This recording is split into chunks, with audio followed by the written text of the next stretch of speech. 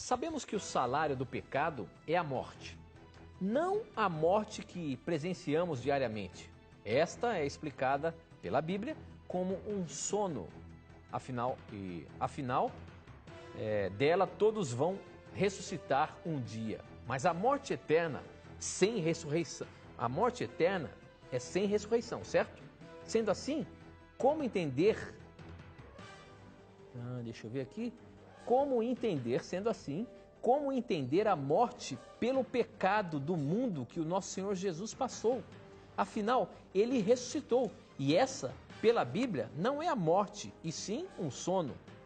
Fizeram essa pergunta para mim e eu não soube responder. Então a questão é a seguinte: o salário do pecado é a morte. Esta, a morte eterna.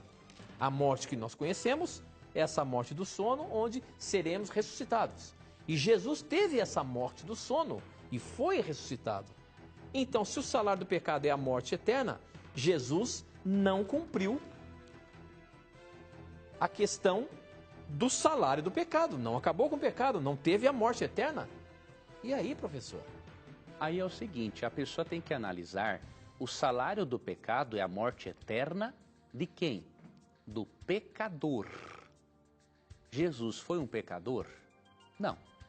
Ué, mas ele veio aqui para tirar a morte eterna que era para a gente, morrendo por nós. Ele morreu por nós, experimentou a morte eterna, mas ele pôde ressuscitar da morte eterna porque ele não era pecador.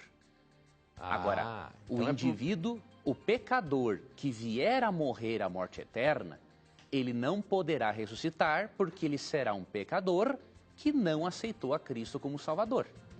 É diferente. E que Jesus experimentou o peso da morte eterna, vemos aqui em Mateus 27:46. Por volta das 3 horas da tarde, Jesus bradou em alta voz: Deus meu, por que me abandonaste?